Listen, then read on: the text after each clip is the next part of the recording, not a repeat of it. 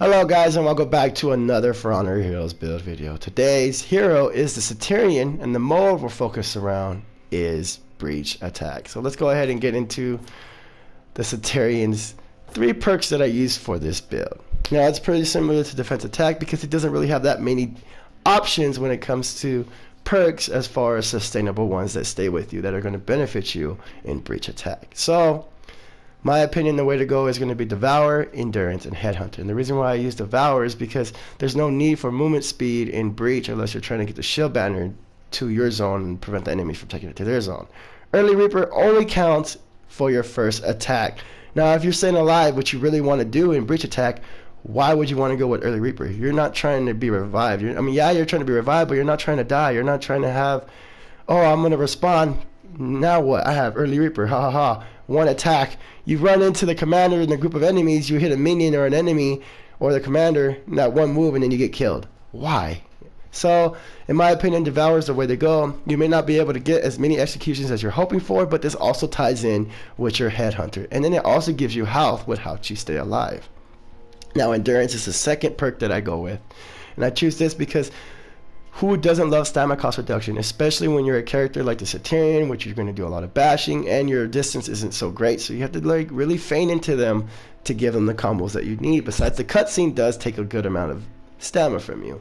So getting a renown level gives you 3% stamina cost for a total of 12% stamina cost reduction if you have 4 gains. Now, renown level, if you're not familiar with this, is when you gain a skill and or feat. Feats and skills, when I talk about these builds, are the same thing. So let's say for the 4th feat, Centurion has a catapult. So that 4th feat or that 4th skill is your renown level 4. His second one, he has the one where he does damage on his throws, attacks, and punches, etc. That is your renown level 2. So if you got to renown level 2, you'll have 6%. If you got to the catapult, which is renown level 4, you'll have a total of 12% stamina cost reduction for the whole entire match. So even if you have 1 renown level, you're only able to get 1, let's just say. You're having a hard time. At least you have a 3% stamina cost to your combos and attacks that you're doing, which is going to give you the edge in a 1v1 or a 1v2 fight half of the time.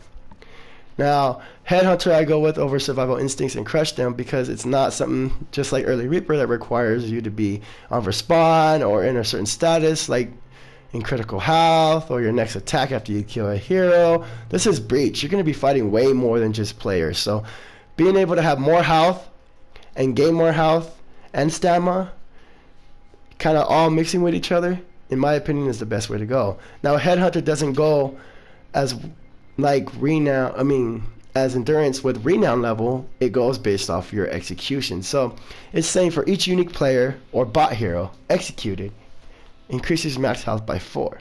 So a lot of players ask me, does that mean I have to execute 4 different players? If I execute the same player 2 times, will I get that increase of 4? Yes, you will. You do not need to execute one of each players on the scoreboard. You just need to make sure that it's a player, which is a unique player, is a PvP player, or a bot hero. And it could also be the Guardian. If you execute the Guardian, it'll also count towards your increase. Now, you can only get a max of 4 increases. Doesn't mean you only get a max of 4 health. It means you'll have a total of 16 health added to your health bar. So moving on from the perks, we're going to go ahead and over to the feats. And in the first feat, we choose Bounty Hunter over body count and rush. And the reason why that is because we are in Breach Attack. Remember, your lives matter, all lives matter, but keeping that respawn count very high is very important. So yes, killing troops and the Centurion is pretty awesome when it comes to killing troops, but there's so many other ways to push your rams as far as taking the zones. And because we're trying to stay alive, you're not going to be focused on just the ram, because when you get to the end and when you're fighting players off or you're helping your other players or you're going after the shield banner, minions ain't going to be too reliable, and you're not going to be trying to fight minions when you're trying to fight players half the time because you're thinking, oh my god, they're going to attack me. And if you're not focused on them, you're not really going to be hitting them. You're going to be hitting the player, and you're going to be getting hit by them. The only way you're going to be able to hit the player and them is by doing the zone, which is only going to give you a little bit of health. But then the player will be able to block it after the second or first hit, which they need to change it to where he can paint it at least. But until then, Bounty Hunter is the way to go. Rush is pretty awesome. I don't see it being very useful in breach attack because you're going to rush into your death, or you're going to rush to try to stop somebody from getting the shield banner, and or get the shield banner is the only viable way of seeing this rush feat being used in breach attack. Now moving on to the second feat, I choose Haymaker, and I choose that over Inspire and Centurion's March. The reason why I choose that is because we are in the survival mode when it comes to breach attack. So let's say you are fighting more than one player, at least any guard break punches or throws that you are doing to the player are also dealing damage to them as well as your regular attacks. This allows you to grab one player if you're in revenge or not revenge, throw them to the wall, light attack the next player, and hopefully that player dies, because then you gain your stamina back and you gain some health to continue hammering on the player who was trying to gank you. Inspire is nice when it comes to you trying to boost up your allies and yourself when it comes to damage. But again, have fun, be a survival, be a Centurion on the battlefield. This is Sparta, you know. Give them kicks and all with the Haymaker. Centurion March could be nice. It's only a short, limited time. It gives you unlimited stamina. But if you have all this stamina and the player is being a turtle because they see that you have this activated, how are you really going to get in on the player? By the time it's deactivated, your stamina is normal, but the player already seen all the things you were trying to do to get into him when you had unlimited stamina. So it kind of renders not a great skill in my opinion. Second wind, we choose this to keep you alive, to regain some health over time. So you can use this in a limited amount of times. There is no amount of number of charges that it has. The only thing it does have about a 20 to 30 second cooldown, but it recovers about a half life bar. So if you are a little more than halfway, use it. Whenever you can use this skill and you're on the battlefield doing things, in my opinion, is to go ahead and use second wind, because it prevents you from running all the way to the zone, and you do have a continuous amount to use throughout the whole match. Now, Geo is pretty nice. Every time I use it, I always have a hard time being able to follow up with it. I'm either too far away, I'm not close enough, or by the time I do click close enough and I'm about to swing, the player is able to react to it. So, in my opinion, it's a very, very hard skill to barely play with. It's good, I guess, when you want to use it and throw a catapult on somebody, but because we're not going to have catapult, I don't see this being useful in any way. Sharpened blades might be useful if you're trying to take down the enemy players and deal damage and get them to be hurt, so you don't have to worry about them coming back, etc.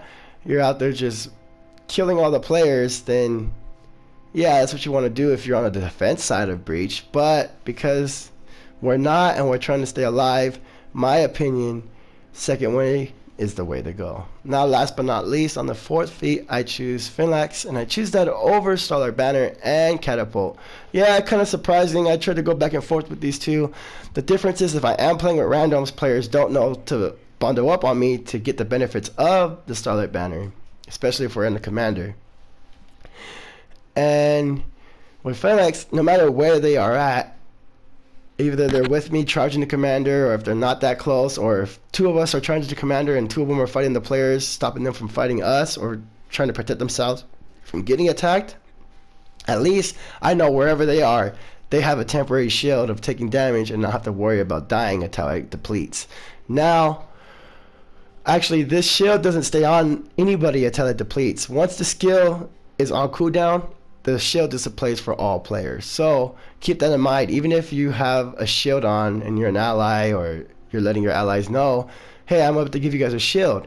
Once the shield is gone, it's probably better to let your teammates know, yo, the skill's gone, you don't have a shield. Because even if you the teammates of you or your teammates have any remaining shield left over when this skill goes on cooldown, all of it just depletes because you only have a shield during the skill activation.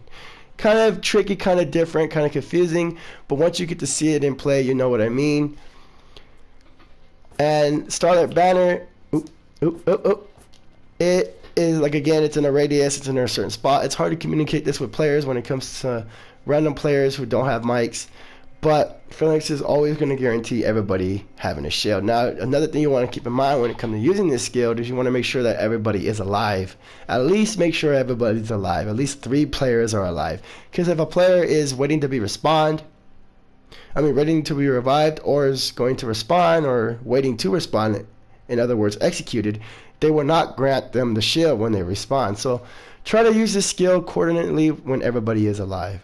Now, Catapult, it's been nerfed, so it's not so great when it comes to anti-ganking and helping your players get out of a sticky situation, because not only does everybody hear the noise, you and the enemies, and not only do you see the radius, but the enemy players also see the radius. In my opinion, they should be able to hear the noise that the catapult is coming, but they should not be able to see our radius. The enemy should not be able to see the radius of where the catapult's going to land, because it's already have such a shitty, excuse my language, such a bad cooldown time for it to come down. I mean, not cooldown time, but a time for it to reach its destination, that if the enemy players can hear it and see where it's coming, they have nothing to worry about. The skill is useless until they do something like that to it.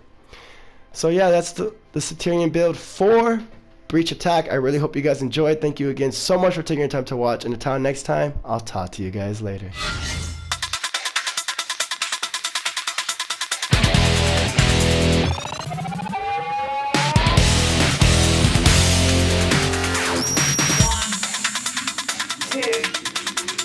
One, two, three, four.